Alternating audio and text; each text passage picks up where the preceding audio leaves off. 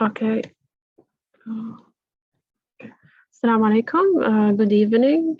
Today I will be discussing epilepsy. I'm Reem Mohamed, medical intern. I did this presentation and I tried to make it as much as simple as much as possible.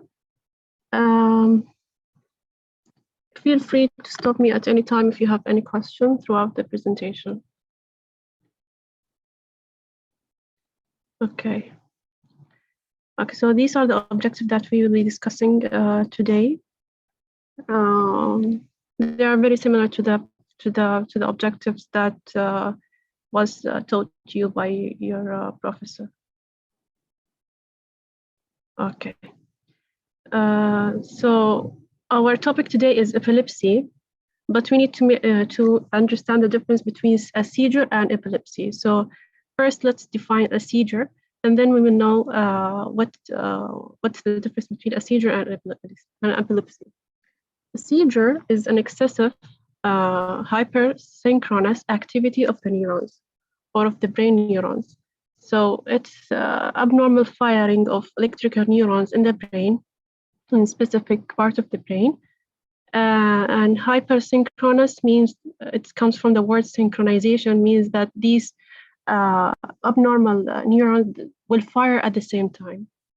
And this will result in a transient neurological symptoms that will manifest like as a loss of consciousness or jerking movement, and the things that you see when a patient have a seizure. Okay. Then we need to know what is the difference between a provoked seizure, unprovoked seizure, and reflex seizure. So a provoked seizure is very simple. It's a seizure that has a cause or has a precipitating factors that you can identify. Like a patient who have a brain trauma and then he got a seizure, this is a provoked seizure. And the opposite to provoked seizure is unprovoked seizure, is when you don't have very clear cause for the seizure. A reflex seizure is a seizure that's constantly evoked by a particular stimulus or trigger. So for example, if a patient or if someone, every time he got exposed to flashing lights or loud music sound, and then he will get a seizure, we will call this a reflex seizure.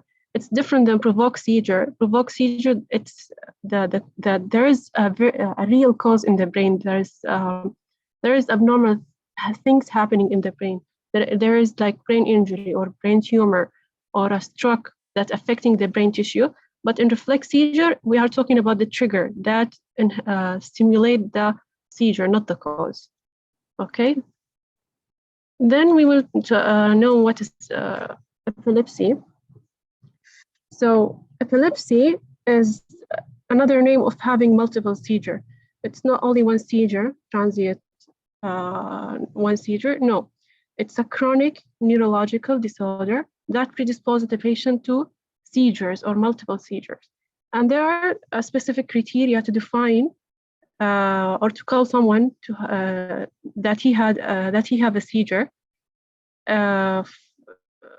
The first criteria is to have 2 or more unprovoked or reflex seizure separated by more than 24 hours. So if a patient had a seizure at 2 p.m. and then he got the seizure, the second seizure at 6 p.m., that doesn't consider, that doesn't apply to this definition. No, they have to be separated more than 24 hours. Or he could have 1 unprovoked or reflex seizure in an individual with high risk of subsequent seizures. So for example, if a patient came to the ER with a stroke and he got a seizure, and most likely he will get another seizure because of the effect of the stroke on the brain, we can call this epilepsy, or we can define this as epilepsy. Drug-resistant epilepsy is when we have when we try at least 2 anti-epileptic drugs and they fail to prevent or treat the seizure. To prevent the seizure, because we don't treat the seizure, we try to prevent the seizure. Okay. Now, I will talk about the classification of seizures. Many people mix this categorization, and but it's very simple. As long you know the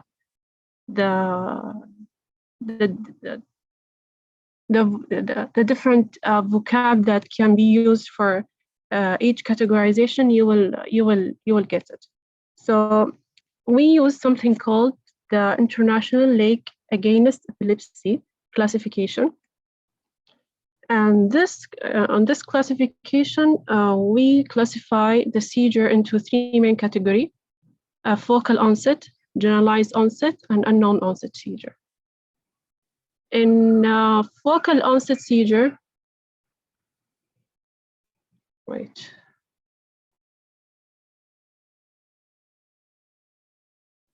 I'm sorry.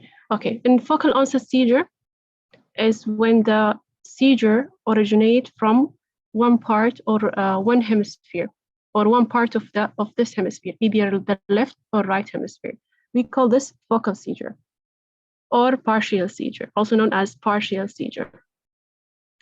So, for example, if the affected or the abnormal neurons are in the temporal lobe or in the frontal lobe in one hemisphere, this is a focal seizure or partial seizure.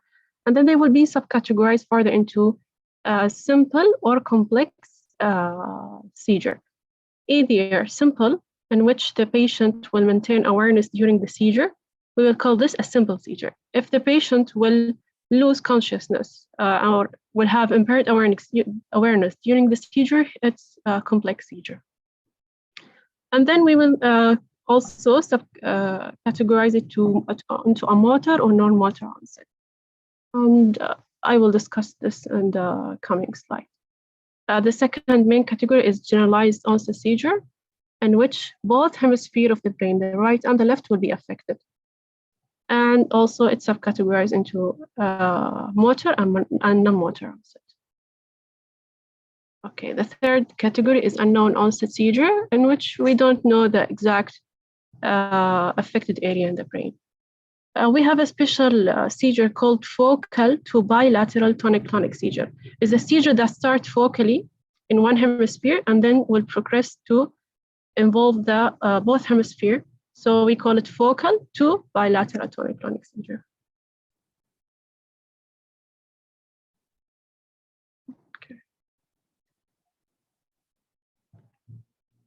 Okay. This is some.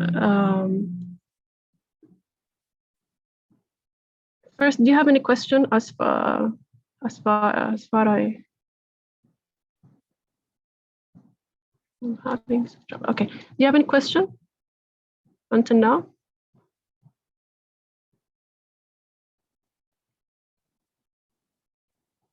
Okay. Okay, so we need to know some clinical features regarding the seizure, so to understand the seizure more and to differentiate it from other diagnoses. Okay, so during the seizure, we call this the ictal period. The things that you see, the abnormal movement, the jerking, we call this the ictal period. These are the signs and the symptoms that happen during the seizure. But also there are specific things that happen before the seizure, and the patient will feel it. And we call this an aura. An aura is a sensation that perceived by the patient before the seizure. And we have also a period that happens after the seizure, and we call this post-ictal period, or the signs that are, and these are the signs and symptoms that happen after the seizure. Okay, so let's talk more about the aura. An aura is also known as the prodromal symptoms. So if a patient usually who have seizure will before he got the seizure, he will have. He will feel symptoms like anxiety, fear, sleep disturbance, and sometimes abdominal pain. He will know that he will get the seizure. And then during the seizure, we could have a motor symptoms and non-motor symptoms. Motor from its name, so it will involve motor activity. And these motor symptoms could be an simple automatism, like the patient during the seizure will only blink or tap multiple times. Also, it could be something called tonic movement. And in tonic movement, it's when all the body become stiff, okay? And it will suddenly, the patient will suddenly fall, usually backward. In atonic movement, the opposite will happen to tonic, is when all the muscles become relaxed and floppy, and the patient will also fall and usually forward. And in clonic movement seizure or clonic seizure, the patient will have rapid contraction and relaxation, and very violent, involuntary, repetitive contraction and relaxation. And we call this clonic. And we have the myoclonic, and these are short muscle twitching in specific parts of the body. And then we have the tonic-clonic, which is a combination of tonic and clonic. Tonic phase, in which the muscles will become stiff. And then we have the clonic phase, which is the rapid contraction relaxation. I'll show you videos because I think it's better to visualize these different types. I hope you can hear it. Okay, I will show you first a tonic seizure. Okay.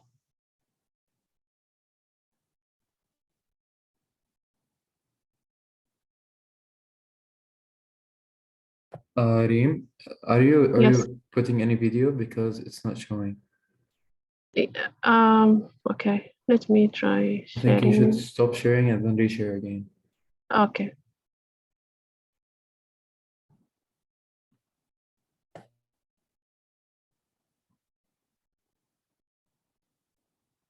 Now can you see?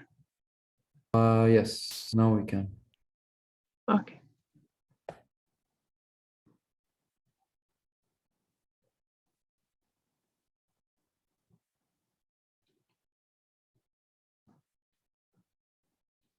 Okay, I will show you first the atonic because the tonic is, I will show you the tonic in tonic-clonic seizure.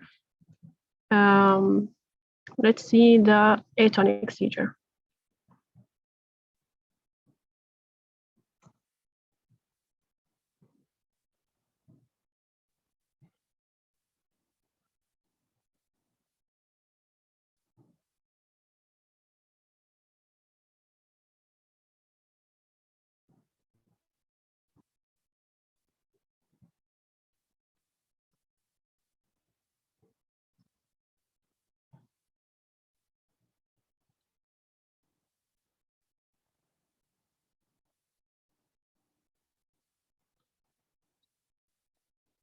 So you just saw an atonic seizure in which the patient suddenly lost the muscle tone, and you can see how he cannot control his body and he just falls.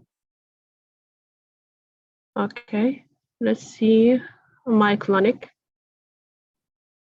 which is the simple muscle twitching.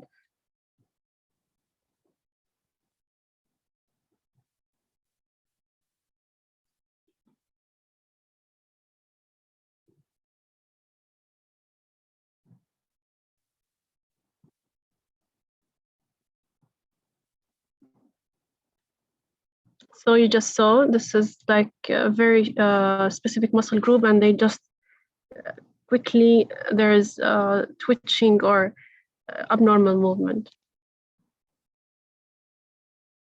Okay, this is absent seizure. Forgot to put the tonic-clonic. Wait.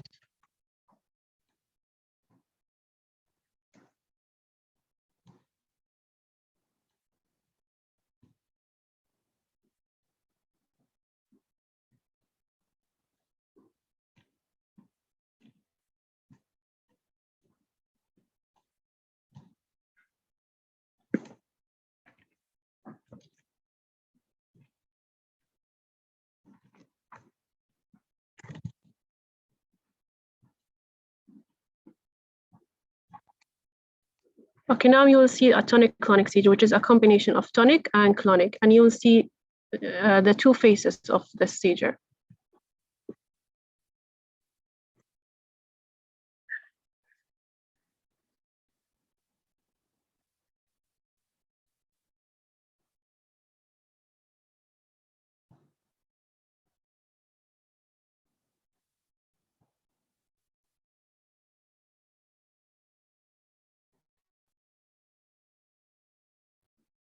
So you just saw the first phase when the tonic phase, when she just suddenly becomes stiff and she fall, and then the second phase, the clonic phase, which is the contraction. You saw her body is moving, so this is the rapid contraction relaxation. Okay, I'll just share now again the presentation.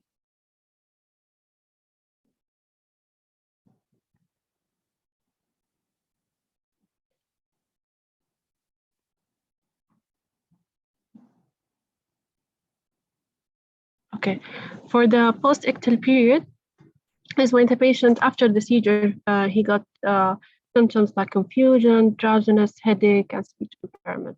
We have something called thought paralysis. Thought paralysis is a specific, is a specific feature that happen or symptoms that happen after the seizure. Is a weakness. Looks like a patient becomes paralyzed, and usually happens after the seizure. Okay, now I will start to discuss the first subcategory, which is the focal seizure or partial seizure. As I said, it's partial. It's affecting one part of the brain, one hemisphere, or one part of hemisphere, and the symptoms usually will depends on the anatomical location of this lesion. So, for example, if a patient will have the affected area was, for example, in this motor area that control the motor activity, the patient will have a motor symptoms, like the things that I show you in the previous videos. He will either have clonic or atonic or automatism or myclonic. If the affected area was on the sensory part of the brain, he will have only non-motor symptoms, and he could have very weird sensation and very weird thinking and things like that. They are very rare, these non-motor seizures. We mainly see the motor seizure. Then the second subcategory, which is the generalized seizure. It's, as I said, it's when the seizure involves both hemisphere. It's usually there will be loss of consciousness, opposite to the focal seizure. Focal seizure or partial seizure, either the patient will maintain awareness or maintain consciousness, or and we call it simple, or he will lost consciousness, or he will have impaired awareness, and we call it complex. But in generalized seizure, usually the patient will lose consciousness. The patient usually will not recall the seizure, and there are two main types of generalized seizure, similar to the focal. We have the generalized motor, and we have the non-motor. The non-motor in generalized seizure is very characteristic, also known as an absence seizure, and I will explain it in the coming slide. So in generalized motor seizure, we have motor and non-motor. Non-motor, also known as absence seizure. The most common type of motor generalized seizure is the tonic-clonic seizure, also known as grand mal. Okay, and then we have the absence seizure. I will be only talking about the tonic-clonic seizure and the absence seizure. So as you saw in the video, tonic-clonic seizure contained or are comprised of two phases, tonic phase and clonic phase. In tonic phase, you saw the patient when she suddenly became stiff, could also be accompanied by rotated eyes, tongue biting, cyanosis, and there will be increase in the sympathetic tone. That's why the patient, you will see signs like dilated and responsive pupil, increase in the heart rate, and increase of blood pressure.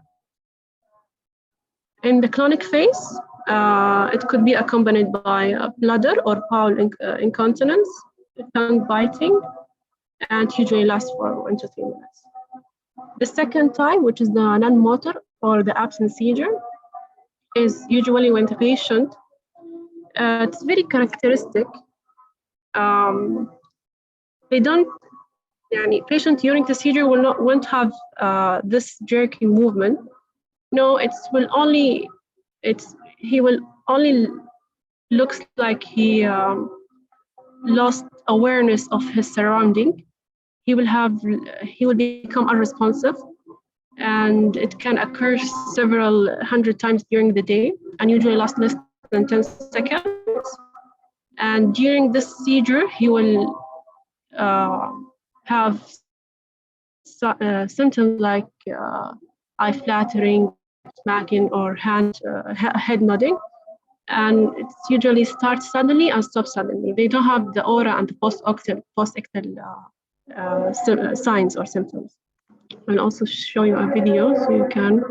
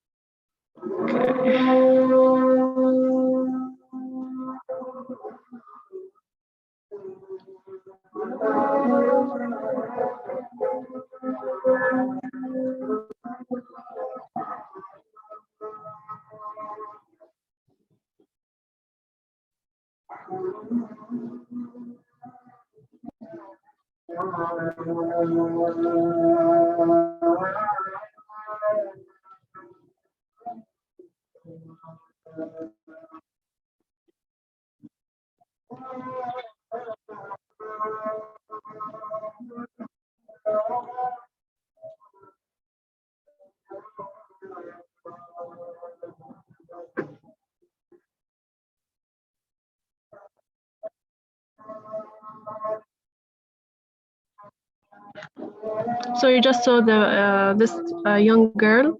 She just suddenly became unresponsive, and this is what we mean by an absent seizure. So the patient will become absent from his surrounding and unresponsive.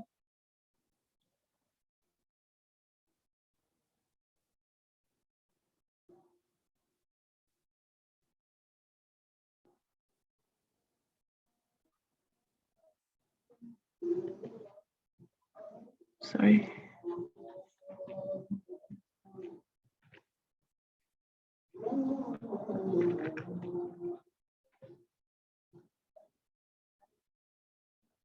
Can you see the slides now?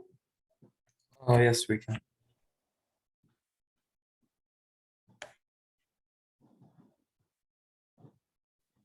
Okay. Now, what triggers a seizure? Usually excessive exercise, alcohol consumption, fever, which is called a seizure after a fever called will be called a febrile seizure. Sleep deprivation, flashing lights, music, hormonal changes, especially during the menstrual cycle. So this what triggers a seizure, but causes of seizure varies. Anything that can affect the brain, from infection, tumor, stroke, trauma, anything that can affect the brain tissue can cause a seizure. There are also some abnormal genetic mutations, chromosomal abnormalities, structural abnormalities in the brain, metabolic abnormalities like inborn error of metabolism, phenylketonuria is an example, immune like autoimmune encephalitis, infectious causes like toxoplasmosis or malaria. All of this can cause a seizure. So what is a differential diagnosis of a seizure? What things that could mimic a seizure? First, syncope. So the patient will usually lost consciousness suddenly. This could be mixed with a seizure. Cardiac arrhythmias. Usually in cardiac arrhythmias, the heart will stop and the blood flow to the brain will be decreased. That's why it could affect the brain tissue and the patient could have a seizure. Specific type of migraine called basal migraine. which start from the bottom part of the brain, could cause loss of consciousness, and this could mimic a seizure. Hypoglycemia could cause a loss of consciousness. Medication-induced psychiatric hyperventilation is when the patient or some patients have, for example, if a patient have panic or an anxiety disorder, usually during or phobias, usually they will have rapid breathing, rapid inhalation and exhalation that will cause washout of CO2 and decrease the CO2 level in the blood. And this will cause vasoconstriction and alkalosis this vasoconstriction will decrease the blood flow to the brain. And this is the mechanism behind the hyperventilation that happens with panic attacks and phobias. Okay, how do we evaluate and diagnose epilepsy? Usually it's a clinical diagnosis. It's very obvious when a patient have a seizure. But we need to take history, do physical examination, and do imaging, different types of imaging to know the type of seizure, to know the cause of seizure, what triggers the seizure. So you will, for example, in the history, you will ask the patient to describe the event. This is if he's aware of the event. If he's not aware and he lost consciousness, you will ask who witnessed this event, what triggers his seizure, what symptoms that happen before the seizure, during the seizure, after the seizure, and what his past medical history. Does he have any history of brain trauma, tumor, sinus infection? You will, in physical examination, you'll make sure that there is no physical trauma like tongue bites and bruises from fall. And gold standard to imaging to diagnose epilepsy, it's a type of recording, electrical recording, an EEG, called an EEG, which is electrical recording of the brain that record and the electrical discharge from the brain. And usually during the seizure, we will have this abnormal spikes and sharp waves, which is a diagnostic for a seizure. We call them epileptiform discharge. Okay. Usually after or between the seizure, there will be abnormal findings. That's why an EEG is most significant during the seizures to detect these abnormal electrical activity. We also could do ECG to rule out cardiac arrhythmias, MRI for structural abnormality, CT if MRI is not available, and angiography for specific malformation and AV malformation. Some lab tests, blood CBC for infection, glucose for hypoglycemia, electrolyte for electrolyte imbalance, glucosology screening, and many other screening, bacteria culture, CSF analysis, hormonal changes by doing endocrine, thyroid, adrenal, pituitary function tests. Okay, how we could manage acute seizure. So if you saw a patient anywhere started to have the seizure, you need to know how to act.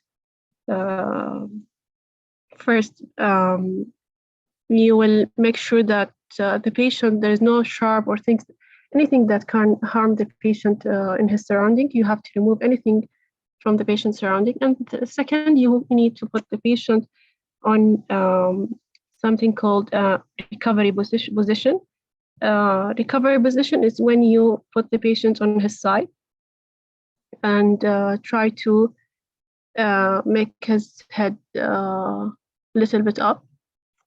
This position will decrease any chance of shocking or tongue biting. This is the acute management, but the management for epilepsy in general, there are pharmacological therapy and non-pharmacological therapy. Usually,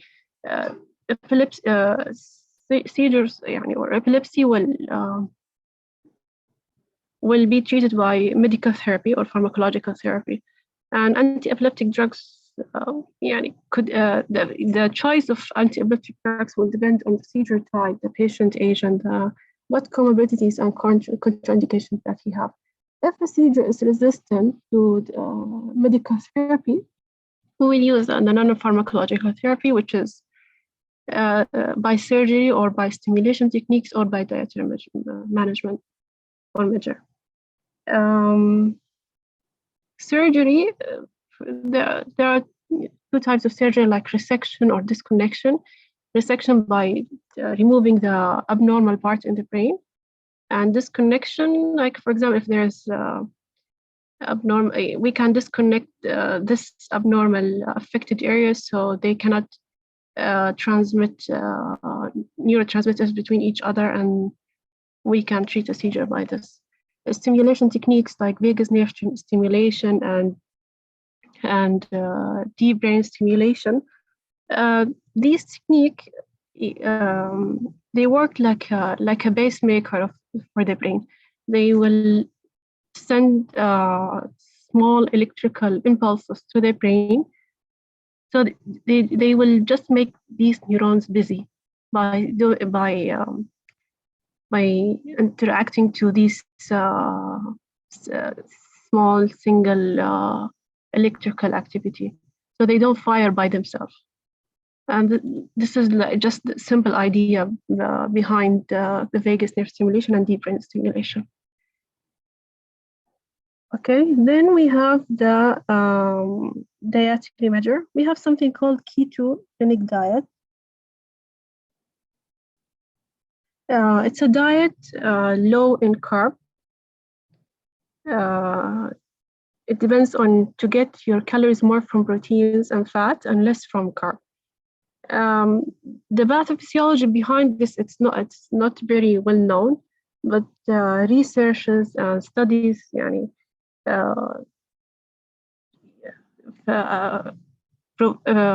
showed that this diet will reduce the seizure frequency. Okay. Before I complete, I can see a question. I'm sorry, I just saw the questions. So there is a question from Sarah. Do you only see the aura and post-oxyl phase in tonic-clonic? No, an aura could happen in any type of seizure. Any seizure, except absence seizure, as I saw you, usually will not be accompanied by an aura or post-ictal signs or symptoms. They usually happens suddenly, and that's it. Then we have another question. These are for generalized. What do you mean by these, Hisham? I'm sorry.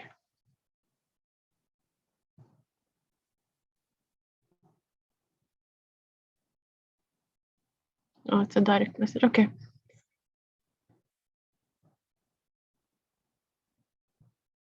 So, complications.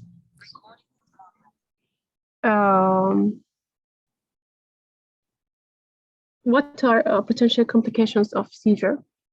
So a seizure will not come and go like this. No, there will be effect on the brain.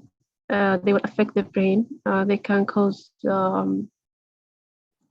affect the brain and they affect other systems in the body. They can cause hyperthermia. They can cause cardiorespiratory deficit, irreversible tissue damage, especially CNS tissue. So, patient when they have a seizure, they will this will decrease the blood oxygenation, the oxygen flow to the brain, the blood flow to the brain. Patient will be in hypoxic status. It could develop even edema, brain edema.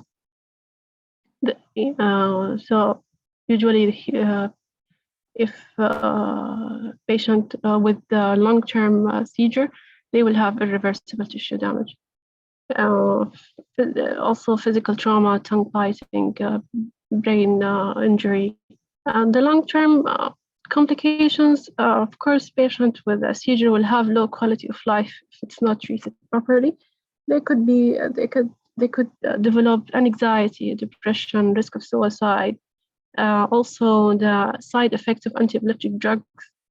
They have many side effects, but the most frequent side effects, especially in children's, like osteomalacia, or in old age patient like osteoporosis, and also seizure could progress to a sudden unexpected death. Okay, the last thing that I will discuss today is status epilepticus. Okay, so in status epilepticus is a seizure, but it's a prolonged seizure. It has many definitions, actually, but this is like the most known definition for status epilepticus. It's a seizure that lasts more than 5 minutes, or a series of seizure in rapid cessation without recovery in the interictal period for more than 30 minutes. So it's either a seizure that lasts for more than 5 minutes, or multiple seizures without an interictal period, or without the patients becoming to his baseline or to his normal status between the seizure. Also, another definition for this status epilepticus according to the type of seizure. So, for example, if it's tonic-clonic, it will be considered status epilepticus if it's more than 5 minutes. If it's a focal seizure, it will be considered status epilepticus more than 10 minutes. And if it's an absent seizure, from 10 to 15 minutes. Same for status epilepticus, could be classified into motor and non-motor. And it's very similar to the previous classification. Either the patient will have motor signs and symptoms like convulsion, myoclonic seizure, tonic, or without motor symptoms, or non-convulsive status epilepticus, known as non-convulsive status epilepticus, and it could proceed to a coma, or patient won't have a coma. Okay. This is a very simple, brief talk about epilepsy. You will know more about epilepsy in 5th year.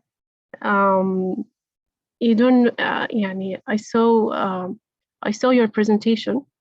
I think I covered everything in the presentation, but I also saw presentations for previous year, and I saw one professor talking about syndromes of epilepsy in childhood period. I think this is very advanced. I don't think that you need to know more than this. It's your first time to know about epilepsy, and I think this is enough for your level. Now, do you have any question? Anyone? Feel free.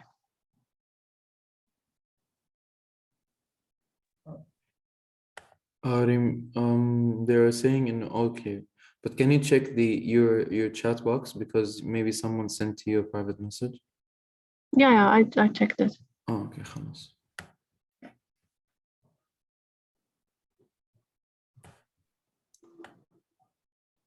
Thank you, Farah. Thank you, Sarah.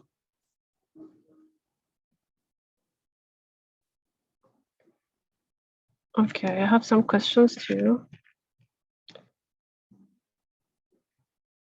Okay, anyone wants to read the question and answer it?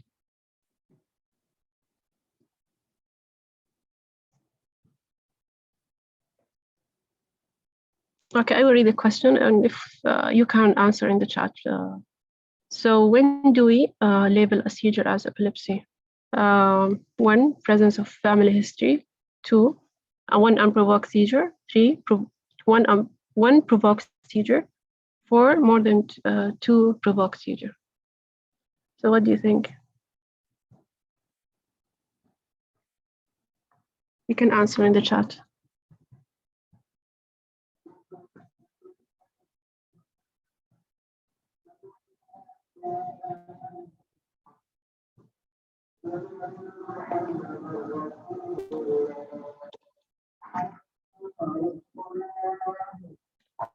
Okay, so it's one unprovoked seizure. As I said in the first slide, it's either one or two unprovoked or reflex seizure, or one if a patient, actually it's not complete, but يعني it's when the patient have high susceptibility to have another seizure. So it's number 2, one unprovoked seizure. Okay, the second question, which is the most important differential diagnosis of first seizure? What do you think? Migraine without aura, dominant migraine, syncope, or migraine with aura?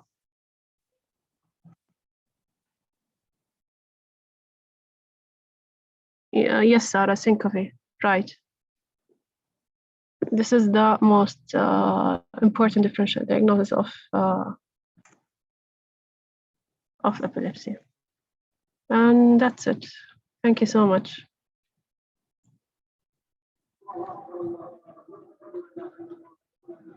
If you have any question, you can send me any question in the email while you are studying.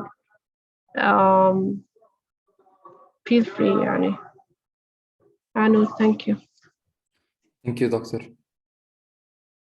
Thank you, Amber, for this effort.